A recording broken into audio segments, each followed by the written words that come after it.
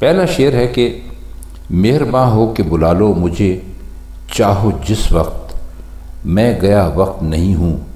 کہ پھر آ بھی نہ سکوں۔ یہ شعر کافی مشہور ہے اور آپ نے اس کو اکثر مضامین میں بھی میں پڑھا ہوگا اور آپ نے لوگوں کو اس کو بولتے ہوئے بھی سنا ہوگا۔ یہ ایک طرح کی ضرب المثل بن گئی ہے کہ بھائی فلاں جو ہے وہ گیا وقت تو نہیں ہے، کیونکہ آپ جانتے ہیں کہ جو وقت گزر جاتا ہے اس کو انسان لاکھ کوشش کرے واپس نہیں لا سکتا۔ تو غالب اپنے شعر میں یہی کہہ رہے ہیں کہ اے ہمارے محبوب، تو نے ہم پہ بہت سختیاں کی، تو میں تیری سختیوں کی وجہ سے دل برداشتہ ہو گیا، مایوس ہو گیا، تھک گیا وفا کرتے کرتے، تو میں بالکل الگ ہو کر بیٹھ گیا۔ لیکن اگر تو یہ سمجھتا ہے کہ میں دوبارہ تیرے پاس نہیں آ سکتا تو غلط سمجھتا ہے۔ تو میرے ساتھ اگر مہربانی کا سلوک کرے اور مجھے بلا لے تو میں بالکل واپس آ جاؤں گا، کیونکہ میں گزرا ہوا وقت تو نہیں ہوں جو تیرے بلانے پہ نہ آ سکے۔ اس شعر میں ایک امید کا پہلو انہوں نے رکھا ہے، اور امید کا پہلو یہ ہے کہ اگر محبوب روٹھ بھی جائے، اگر ہم اس کو عشق مجازی کے معنوں میں لیں کہ اگر محبوب روٹھ بھی جائے اور عاشق جو ہے وہ مایوس ہو جائے، تو وہ عاشق سے بات کرنے کے بہانے اور کچھ نہ صحیح کم از کم یہ ضرور کہہ سکتا ہے کہ اگر میں ٹھیک ہے میں آپ سے ناراض ہوں، لیکن اگر آپ اب مہربانی کریں اور مجھے دوبارہ اپنے پاس بلائیں تو میں کیوں نہیں آپ کے پاس آؤں گا، کیونکہ میں گئے وقت کی طرح تو نہیں ہوں، کیونکہ وقت تو ایک ایسی چیز ہے جو گزر جاتا ہے تو واپس نہیں آتا۔ لیکن وہ کہتے ہیں کہ آپ کا محبوب گئے وقت کی طرح نہیں ہے، آپ جب چاہیں ہمیں بلا لیں، لیکن شرط یہ ہے کہ آپ ہمارے ساتھ مہربانی کریں۔ اب ظاہر ہے بلانا بھی ایک طرح کی مہربانی ہے، تو اس شعر میں انہوں نے خود کو گئے وقت سے یعنی تشبیہ دی ہے کہ بھئی ہم گئے وقت کی طرح نہیں ہیں کہ ہم آ نہیں سکتے، آپ ذرا مہربان ہو کر آنکھ کا اشارہ تو کریں، ہم آپ کی خدمت میں پھر حاضر ہو جائیں گے۔ اگلا شعر ہے ذوف میں طعنہ اغیار کا شکوہ کیا ہے، بات کچھ سر تو نہیں ہے کہ اٹھا بھی نہ سکوں۔ ذوف آپ کو کئی مرتبہ بتلا چکے ہیں کہ کمزوری کو کہتے ہیں، ناتوانی کو کہتے ہیں، کم طاقتی کو کہتے ہیں، اور طعنہ آپ جانتے ہیں کسے کہتے ہیں، کوئی ایسی بات کا کسی کو بات کر دینا جو کہ مناسب نہ ہو، تو وہ طعنے تو بہت عام لفظ ہے، آپ سب جانتے ہیں۔ اب ہم اس کے معنی کیا کریں؟ اغیار جمع ہے غیر کی، اور غیر سے اکثر و بیشتر شعراء کی مراد رقیب ہی ہوتا ہے۔ رقیب ہم نے آپ کو بتایا کتنی مرتبہ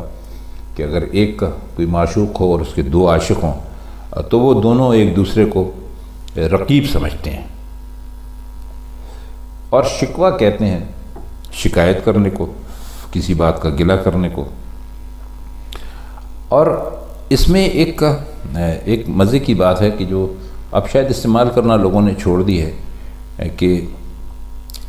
بات اٹھانا جو ہوتا ہے وہ ہوتا ہے بات کرنا، اور یہاں پر وہ کہتے ہیں کہ بات کچھ سر تو نہیں ہے کہ اٹھا بھی نہ سکوں۔ فرماتے یہ ہیں کہ بھائی مجھ پر اس میں کوئی شک نہیں کہ انتہائی ذوف ہے اور میں بہت ہی کمزور ہوں، اور غیر لوگ مجھے طعنے دے رہے ہیں، تو ان طعنوں کی میں اب شکایت کیا کروں؟ یہ طعنے ہیں، ان میں کوئی حقیقت نہیں ہے، یہ فرضی باتیں ہیں، اور پھر کیا باتیں کوئی سر ہیں کہ اٹھا بھی نہ سکوں؟ یعنی سر کو اٹھانے یا سر کو جھکانے سے انہوں نے یہاں پر بات کی ہے۔ مطلب یہ ہے کہ میں غیروں کے طعنے اٹھا سکتا ہوں، میں نہیں برداشت کر سکتا ہوں، یہاں پر آپ یوں سمجھ لیجئے، لیکن مجھ میں طاقتی اور کمزوری اور ضعف اتنا ہے کہ سر اٹھانے کی مجھ میں تاب نہیں ہے۔ اب دیکھیے تانا کسی کا برداشت کرنا بہت بڑی بات ہوتی ہے، اور اس کا جواب دینے کے لیے یقیناً آدمی کو اپنا سر اٹھانا پڑتا ہے، لیکن فرماتے ہیں کہ میں اس قدر کمزور ہوں اور مجھ میں اس قدر ناتوانی ہے کہ مجھ میں سر اٹھانے کی تاب نہیں۔ اب غیر یہ سمجھ رہا ہے کہ شاید اس کے تانے سچے ہیں اور شاید میرے پاس ان تانوں کا جواب نہیں ہے، تو فرماتے ہیں کہ جواب تو ہے، یعنی برداشت کر سکتا ہوں تو جواب بھی دے سکتا ہوں، لیکن مجھ میں ناطاقتی اتنی ہے کہ میں اپنا سر نہیں اٹھا سکتا۔ سر اٹھاؤں تو پھر میں کسی کے تانے کا جواب بھی دوں۔ شعر ہے کہ زہر ملتا ہی نہیں مجھ کو ستمگر، ورنہ کیا قسم ہے تیرے ملنے کی کہ کھا بھی نہ سکوں۔ ستمگر کہتے ہیں ظلم کرنے والے کو، اور یہاں پر جو انہوں نے مخاطب کیا ہے وہ ظاہر ہے اپنے محبوب کو ہی مخاطب کیا ہے، کیونکہ محبوب ہی ظلم کرتا ہے، محبوب کبھی قتل کرتا ہے، کبھی تانے دیتا ہے، کبھی زہر کھلانے کی کوشش کرتا ہے،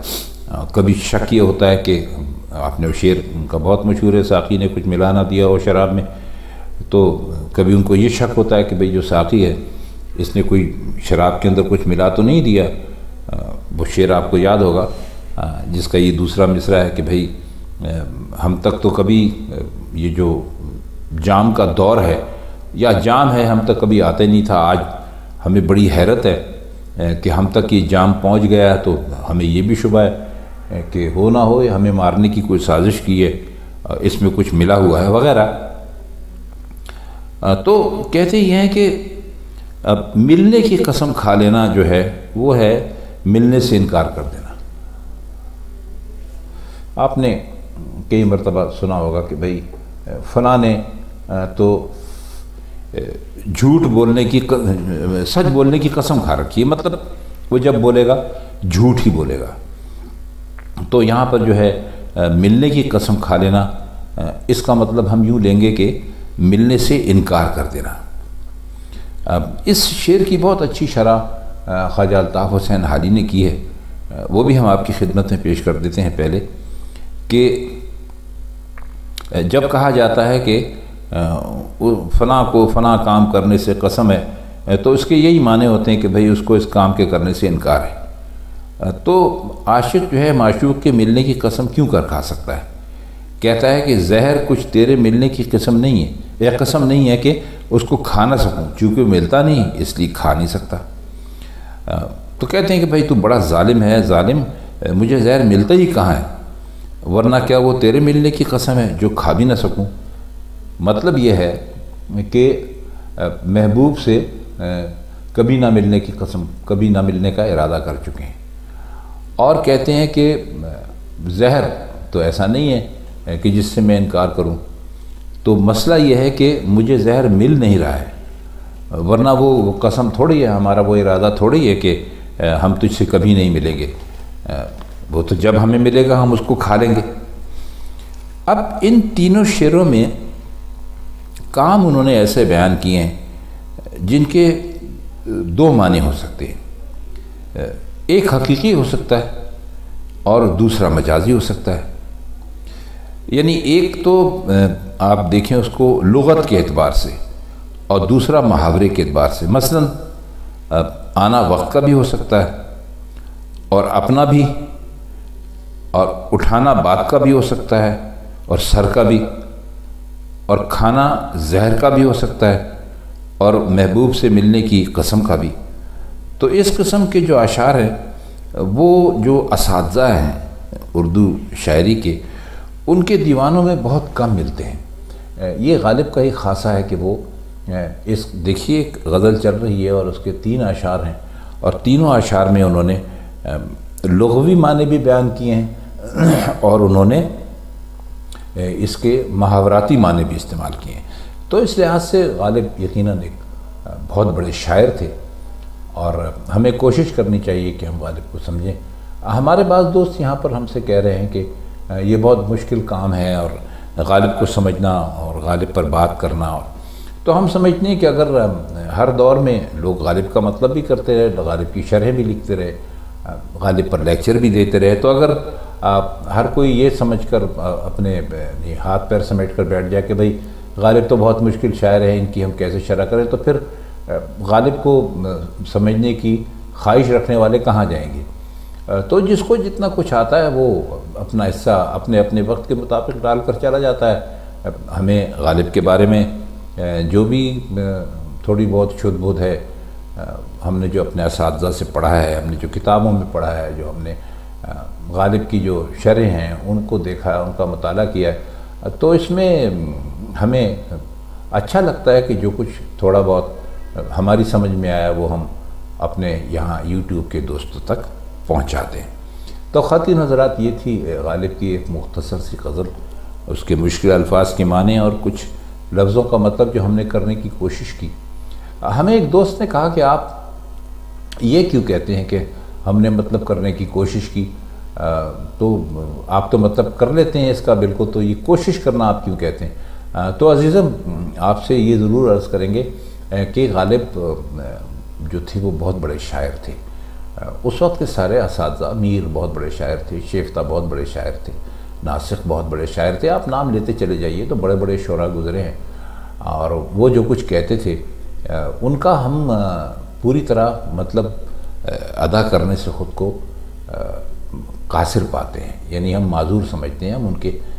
ان کے اشعار کا مطلب نہیں کر سکتے کیونکہ ہمارا علم اتنا نہیں ہے۔ تو بس ہم کوشش کر سکتے ہیں، اور اس کوشش کے نتیجے میں اگر آپ کی سمجھ میں ان ٹوٹے پھوٹے الفاظ کی مدد سے ہماری بات آ جاتی ہے تو ہمیں بہت خوشی ہوگی کہ اساتذہ کو سمجھنے سمجھانے کے کام میں ہم نے بھی اپنا کچھ حصہ ڈالا۔ تو اب بس دیجیے اجازت، غالب کی کسی اور غزل کے ساتھ آپ سے پھر ملاقات ہوگی، تب تک کے لیے خدا حافظ۔